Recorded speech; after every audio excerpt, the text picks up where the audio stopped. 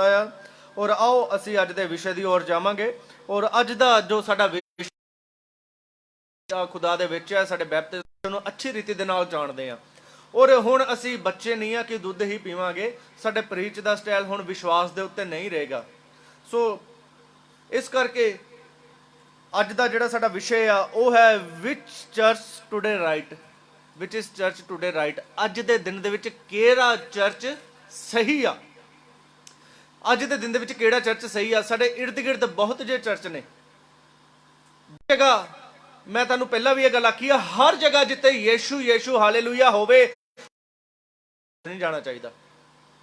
सानू परख करनी पैनी है, सानू परख करनी पैनी है।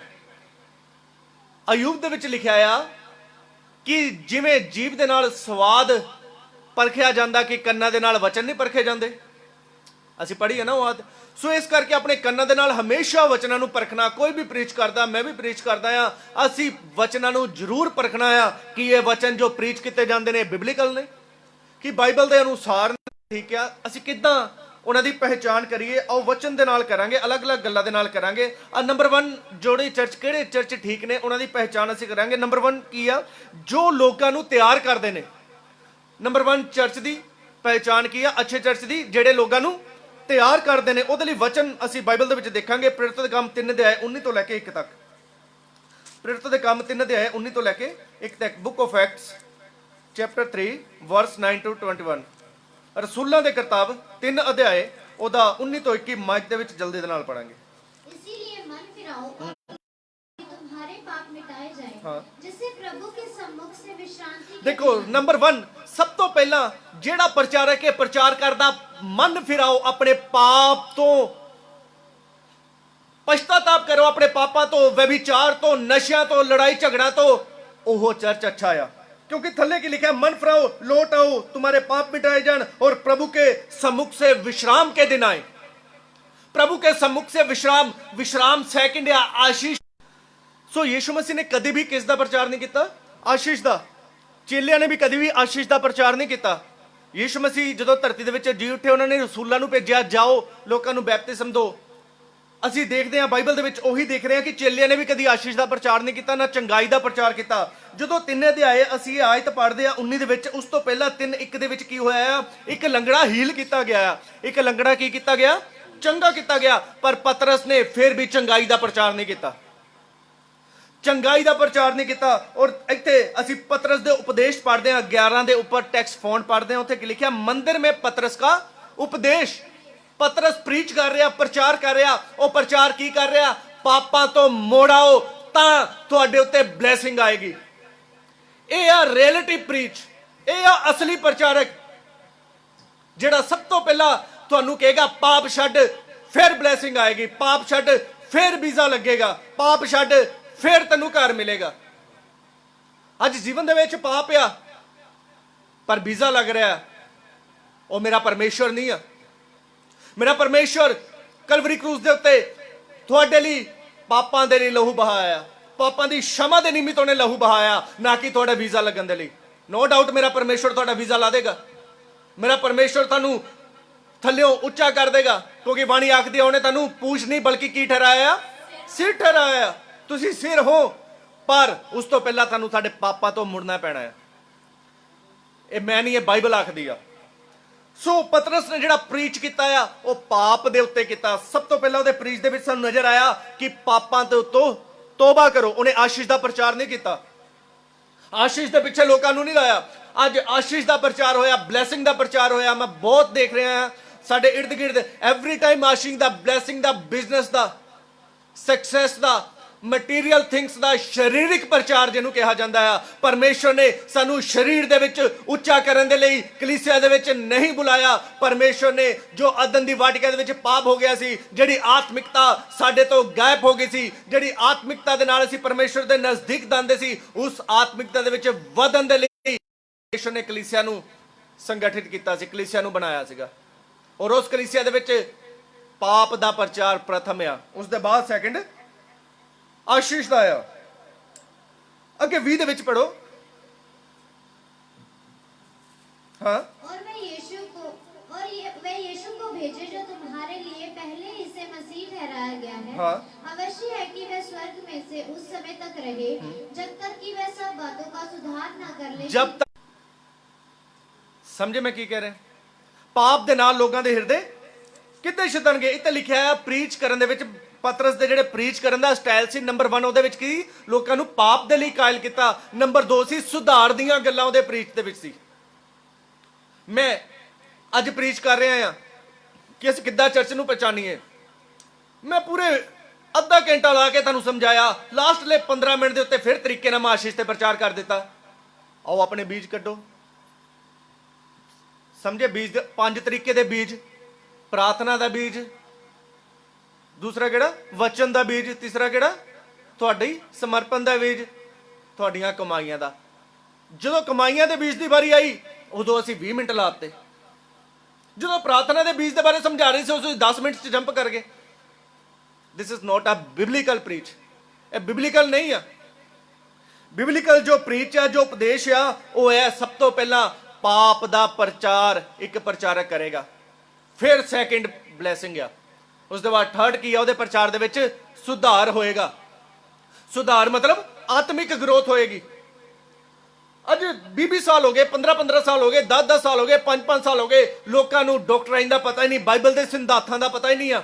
ਹੀਲਿੰਗ ਚੰਗਾਈ ਉੱਥੇ ਤੱਕ ਦਾਇਰਾ ਸੀਮਿਤ ਹੋ ਚੁੱਕਾ ਆ। ਪਤਾ ਹੀ ਨਹੀਂ ਆ ਯੀਸ਼ੂ ਮਸੀਹ ਕਿਉਂ ਇਸ ਧਰਤੀ ਦੇ ਤੋਂ ਆਇਆ, ਅਸੀਂ ਕਿਉਂ ਚਰਚ ਦੇ ਵਿੱਚ ਜਾਣਾ ਹੈ, ਅਸੀਂ ਅੱਗੇ ਕੀ ਕਰਨਾ ਆ। ਸੰਡੇ ਗਏ, ਆਰਾਧਨਾ ਕੀਤੀ, ਨੱਚੇ ਟੱਪੇ, ਦਾਊਦ ਵੀ ਟੱਪਿਆ, ਅਸੀਂ ਵੀ ਟੱਪਾਂਗੇ, ਬਸ ਦੈਟਸ ਇਟ। ਇਹੀ ਆ ਪ੍ਰਚਾਰ। ਦਾਊਦ ਦੇ ਵਿਸ਼ੇ ਦੇ ਵਿੱਚ ਆਤਮਾ ਸਾਨੂੰ ਮਿਲਿਆ ਨਹੀਂ ਸੀਗਾ, ਆਉਂਦਾ ਜਾਂਦਾ ਸੀਗਾ, ਉਹ ਸਰੀਰਿਕ ਆਰਾਧਨਾ ਸੀ। ਤਾਈਓ ਤਾਂ ਯੀਸ਼ੂ ਮਸੀਹ ਨੇ ਆ ਕੇ ਕਿਹਾ ਆ ਕਿ ਹੁਣ ਸਮੇਂ ਆ ਆਤਮਾ ਔਰ ਸੱਚਾਈ ਨਾਲ ਆਰਾਧਨਾ ਹੋਗੇ। ਹੁਣ ਸਮੇਂ ਆ ਨਾ ਹੁਣ ਆ। ਉਦੋਂ ਸਰੀਰਿਕ ਸੀ, ਤਾਈਓ ਨੱਚਦੇ ਟੱਪਦੇ ਸੀਗੇ।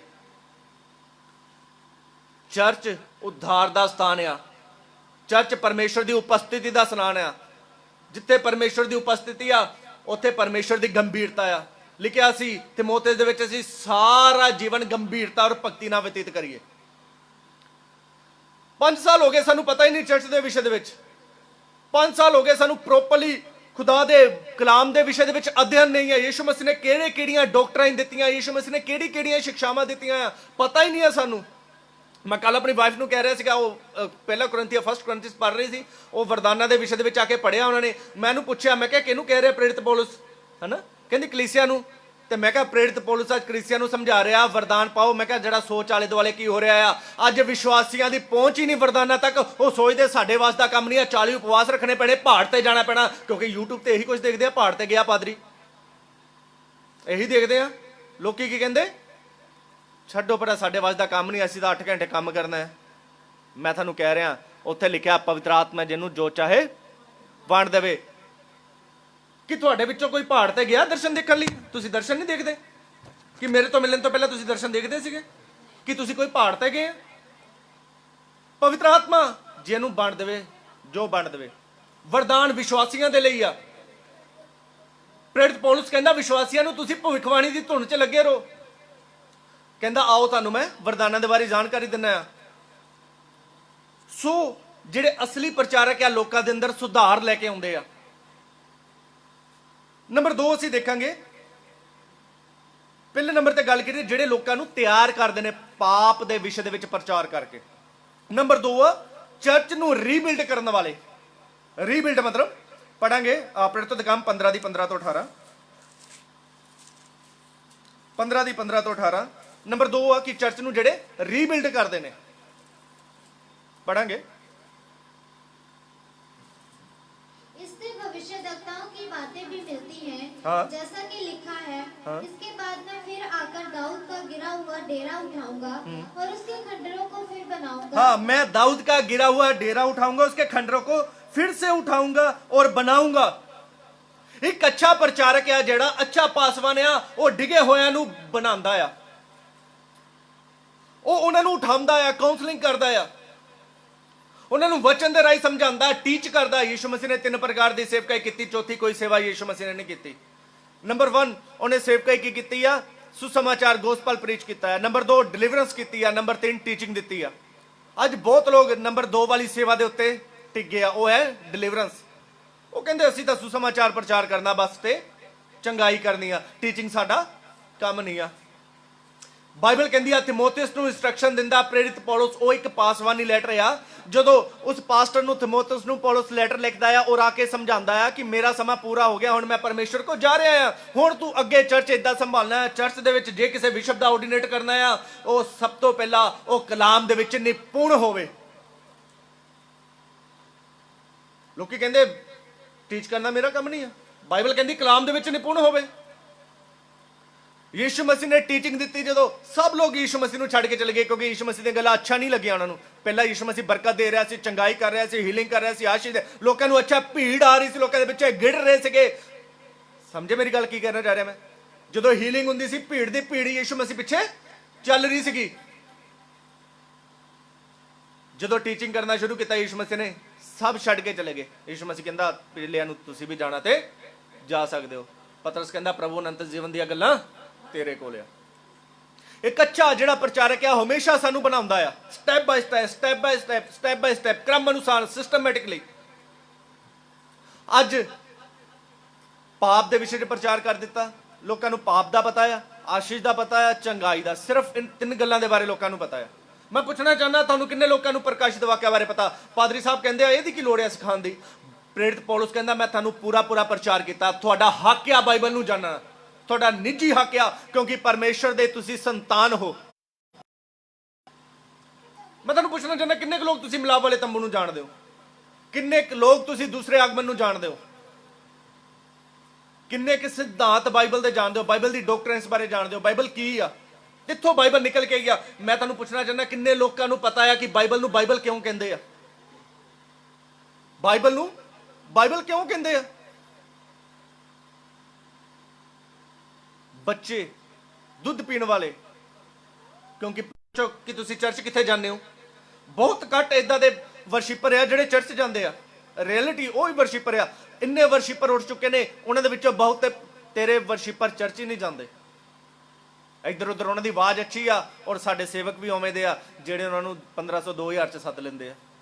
ਤੁਸੀਂ ਪਹਿਲਾਂ ਦੇਖੋ ਤਾਂ ਸੀ ਉਹ ਚਰਚ ਜਾ ਰਿਹਾ ਕਿਸੇ ਪਾਸਵਾਨ ਦੇ ਅਧੀਨ ਆ। ਔਰ ਜੇ ਤੁਹਾਡੇ ਚਰਚ ਦੇ ਵਿੱਚ ਵਰਸ਼ਿਪ ਕਰਨ ਆ ਰਹੇ ਆ ਤਾਂ ਉਹ ਆਪਣੇ ਪਾਸਟਰ ਤੋਂ ਅਨੁਮਤੀ ਲੈ ਕੇ ਆਏ ਆ।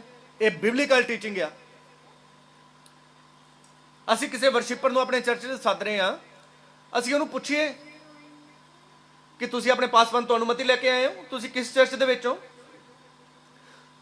ਸੋ ਇਹ ਸਭ ਗੱਲਾਂ ਅੱਜ ਚਰਚ ਦੇ ਵਿੱਚ ਹੋ ਰਹੀਆਂ। ਇਸ ਚਰਚ ਨੂੰ ਕੋਈ ਰੀਬਿਲਡ ਨਹੀਂ ਕਰਦਾ, ਚਰਚ ਨੂੰ ਕੋਈ ਬਣਾਉਂਦਾ ਨਹੀਂ ਆ। ਦੂਜਾ ਮੈਂ ਤੁਹਾਨੂੰ ਇੱਕ ਐਗਜ਼ਾਮਪਲ ਦਿੰਦਾ ਚਰਚ ਨੂੰ ਰੀਸਟੋਰੇਸ਼ਨ ਕਿੱਦਾਂ ਕਰਨਾ, ਉਹਨੂੰ ਰੀਬਿਲਡ ਕਿੱਦਾਂ ਕਰਨਾ, ਬਣਾਉਣਾ ਕਿੱਦਾਂ ਆ। 1550 AD ਦੇ ਵਿੱਚ ਮਾਰਟਿਨ ਲੂਥਰ ਦੇ ਦੁਆਰਾ ਬਾਈਬਲ ਨੂੰ ਬਾਹਰ ਕੱਢ ਕੇ ਲਿਆਂਦਾ ਗਿਆ। ਤਾਈਓ ਅੱਜ ਮੇਰੇ ਔਰ ਤੁਹਾਡੇ ਹੱਥ ਦੇ ਵਿੱਚ ਬਾਈਬਲ ਆ। ਮੇਰੇ ਤੁਹਾਡੇ ਹੱਥ ਦੇ ਵਿੱਚ ਬਾਈਬਲ ਕਿੱਦਾਂ ਪਹੁੰਚੀ ਆ? ਇੱਕ ਸ਼ਖਸ ਦੀ, ਪਰਮੇਸ਼ਵਰ ਦੇ ਜਨ ਦੀ, ਮੈਨ ਆਫ ਗੋਡ ਦੀ ਅਭਿਸ਼ਿਕਤ ਦੀ ਧੌਣ ਵੱਢੀ ਗਈ। ਇਸ ਕਰਕੇ ਤੁਹਾਡੇ ਹੱਥ 'ਚ ਬਾਈਬਲ ਆ। ਅੱਜ ਅਸੀਂ ਬਾਈਬਲ ਲੈ ਕੇ ਜਾਣਾ ਪਸੰਦ ਨਹੀਂ ਕਰਦੇ, ਔਰ ਪਾਸਟਰ ਵੀ ਸਿਖਾਉਂਦੇ ਨਹੀਂ ਆ। ਮੋਬਾਈਲ ਲਿੱਤਾ ਬਸ ਠੀਕ ਹੈ। ਜਿਸ ਬਾਈਬਲ ਦੇ ਲਈ ਖੁਦਾ ਦੇ ਸੇਵਕਾਂ ਨੇ ਜਾਨ ਦੇ ਦਿੱਤੀ, ਉਹੀ ਬਾਈਬਲ ਚੱਕਣਾ ਸਾਨੂੰ ਅੱਛਾ ਨਹੀਂ ਲੱਗ ਰਿਹਾ। ਮਾਰਟਿਨ ਲੂਥਰ ਨੇ ਗਲਤ ਸਿੱਖਿਆ ਨੂੰ ਕੱਢ ਕੇ ਬਾਹਰ ਲੈ ਕੇ ਆਂਦਾ ਰੋਮਨ ਕੈਥੋਲਿਕ ਦੇ ਵਿੱਚੋਂ। ਉਹਨੂੰ ਕੀ ਕੀਤਾ? ਚਰਚ ਨੂੰ ਰੀਬਿਲਡ ਕੀਤਾ, ਸੁਧਾਰਿਆ। ਔਰ ਤੁਹਾਨੂੰ ਮੈਂ ਸੱਚੀ ਗੱਲ ਦੱਸਾਂ, ਮਾਰਟਿਨ ਲੂਥਰ ਦੇ ਨਾਲ ਕੋਈ ਵੀ ਨਹੀਂ ਸੀ ਖੜਾ। ਤੁਸੀਂ ਸੋਚ ਕੇ ਦੇਖੋ, ਅੱਜ ਜੇ ਮੈਂ ਬੋਲ ਰਿਹਾ ਆ, ਬਹੁਤ ਲੋਕ ਕਹਿਣਗੇ ਲੈ ਉਹ ਸਾਰੇ ਤਾਂ ਐਵੇਂ ਕਰਦੇ, ਇਕੱਲਾ ਹੀ ਬੋਲੀ ਜਾ ਰਿਹਾ। ਪਰ ਯਾਦ ਰੱਖਣਾ, ਮਾਰਟਿਨ ਲੂਥਰ ਇਕੱਲਾ ਹੀ ਬੋਲਿਆ ਸੀ, ਔਰ ਉਹ ਪਰਮੇਸ਼ਰ ਉਹਦੇ ਨਾਲ ਸੀਗਾ। ਉਸ ਤੋਂ ਬਾਅਦ ਵੈਸਲੀ ਦੇ ਵਿਸ਼ੇ ਮੈਂ ਨਹੀਂ ਜਾਣਦਾ ਤੁਸੀਂ ਕਿੰਨੇ ਲੋਕ ਜਾਣਦੇ ਆ। ਉਹਨੇ 1750 AD ਦੇ ਵਿੱਚ ਸੈਂਟੀਫਿਕੇਸ਼ਨ ਚਰਚਾਂ ਦੇ ਅੰਦਰ ਲੈ ਕੇ ਆਂਦਾ, ਪਵਿੱਤਰਤਾਈ ਚਰਚਾਂ ਦੇ ਅੰਦਰ ਲੈ ਕੇ ਆਂਦੀ। ਚਰਚ ਜਦੋਂ ਲੱਗਣ ਲੱਗ ਪਏ, ਰੋਮਨ ਕੈਥੋਲਿਕ ਚੋਂ ਲੋਕ ਬਾਹਰ ਨਿਕਲੇ, ਗਲਤ ਸਿੱਖਿਆ ਤੋਂ ਲੋਕ ਬਾਹਰ ਨਿਕਲੇ। ਉਸ ਤੋਂ ਬਾਅਦ ਚਰਚ ਲੱਗਣੇ ਸ਼ੁਰੂ ਹੋਏ। ਉਸ ਤੋਂ ਬਾਅਦ 1750 AD ਦੇ ਵਿੱਚ ਪਰਮੇਸ਼ਰ ਦਾ ਇੱਕ ਅਭਿਸ਼ਿਕਤ ਉੱਠਿਆ, ਜਿਹਨੂੰ ਵੈਸਲੀ ਕਰਕੇ ਆਖਿਆ ਜਾਂਦਾ, ਜੋ ਇੰਗਲੈਂਡ ਦਾ ਸੀਗਾ। ਉਹਨੇ ਚਰਚ ਨੂੰ ਕਿੱਦਾਂ ਚਲਾਉਣਾ ਆ, ਚਰਚ ਦੇ ਵਿੱਚ ਕਿੱਦਾਂ ਰਹਿਣਾ ਆ, ਉਹਦੇ ਵਿਸ਼ੇ ਦੇ ਵਿੱਚ ਪ੍ਰਚਾਰ ਕਰਨਾ ਸ਼ੁਰੂ ਕੀਤਾ। ਉਹ ਪ੍ਰਚਾਰ ਕਰਦਾ ਸੀ ਪਵਿੱਤਰਤਾਈ ਦਾ, ਕਿ ਬਿਨਾਂ ਪਾਪ ਦੇ ਅਸੀਂ ਚਰਚ ਦੇ ਵਿੱਚ ਨਹੀਂ ਬੈਠ ਸਕਦੇ। ਕਿੰਨਾ ਕੱਜ ਖੁਦਾ ਦੇ ਸੇਵਕਾਂ ਦੇ ਅੰਦਰ ਬੋਝ ਆ, ਕਿੰਨਾ ਤਾਂ ਪ੍ਰਚਾਰਕਾਂ ਦੇ ਅੰਦਰ ਬੋਝ ਆ। ਮੇਰੀ ਕਲੀਸਿਆ ਦੇ ਅੰਦਰ ਭੇਡਾਂ ਪਾਪ ਦੇ ਵਿੱਚ ਬੈਠੀਆਂ ਨੇ। ਯਿਸੂ ਮਸੀਹ ਕਹਿੰਦਾ ਇੱਕ ਗੁੰਮ ਗਈ ਤੇ 99 ਇੱਕ ਸਾਈਡ ਤੇ ਕਰਕੇ ਗਵਾਚੀ ਹੋਈ ਨੂੰ ਲੈਣ ਗਏ। ਯਿਸੂ ਮਸੀਹ ਕਹਿੰਦਾ ਮੈਂ ਇਸ ਲਈ ਆਇਆ ਕਿ ਖੋਏ ਹੋਂ ਕੋ ਢੂੰਡਨੇ। ਮੈਂ ਤੁਹਾਨੂੰ ਕਹਿਣਾ ਚਾਹੁੰਦਾ ਆ, ਚਰਚਾਂ ਦੀ ਸੈਂਟੀਫਿਕੇਸ਼ਨ ਅੱਜ ਕਿੱਥੇ ਆ? ਪਵਿੱਤਰਤਾ ਹੀ ਕਿੱਥੇ ਅੱਜ? ਸਮਝੇ ਮੈਂ ਕੀ ਕਹਿ ਰਿਹਾ? ਚਰਚਾਂ ਦੀ ਪਵਿੱਤਰਤਾ ਹੀ ਕਿੱਥੇ ਅੱਜ? ਜੋ ਦਿਲ ਕਰਦਾ ਚਰਚ ਦੇ ਵਿੱਚ ਕਰ ਰਿਹਾ, ਪਰਮੇਸ਼ਰ ਦੀ ਉਪਸਥਿਤੀ ਦੀ, ਉਹਦੀ ਪ੍ਰੈਜ਼ੈਂਸ ਦੀ ਕੋਈ ਕਦਰ ਨਹੀਂ ਆ। ਪਰਮੇਸ਼ਰ ਦੀ ਉਪਸਥਿਤੀ ਦੀ ਕੋਈ ਕਦਰ ਨਹੀਂ ਆ। ਉਹੀ ਪਰਮੇਸ਼ਰ ਅੱਜ ਵੀ ਜਿਹੜਾ ਸੀਨੇ ਪਰਬਤ ਦੇ ਉੱਤੇ ਉਤਰਿਆ ਸੀ, ਉਹੀ ਉਹ ਯਿਸੂ ਮਸੀਹ ਆ। ਬਾਈਬਲ ਆਖਦੀ ਆ ਉਹ ਯੁਗ ਨਾ ਯੁਗ ਇੱਕੋ ਜਿਹਾ ਆ। ਪ੍ਰੇਰਿਤ ਪੌਲੁਸ ਆਖਦਾ ਆ ਹੁਣ ਅਸੀਂ ਉਹ ਅਨੁਗ੍ਰਹਿ ਦੇ ਯੁੱਗ ਤੇ ਆ, ਉਹ ਤੇਜੋਮੇ ਪ੍ਰਕਾਸ਼ ਦੇ ਹੇਠ ਆ। ਤਾਂ ਸਾਨੂੰ ਕਿੰਨਾ ਪਰਮੇਸ਼ਰ ਦਾ ਹੋਰ ਵੀ ਡਰ ਮੰਨਣਾ ਚਾਹੀਦਾ ਆ। ਕਿੰਨੀ ਕੁ ਪਵਿੱਤਰਤਾ ਵਿੱਚ ਅਸੀਂ ਰਹਿ ਕੇ ਖੁਸ਼ ਹਾਂ ਅੱਜ?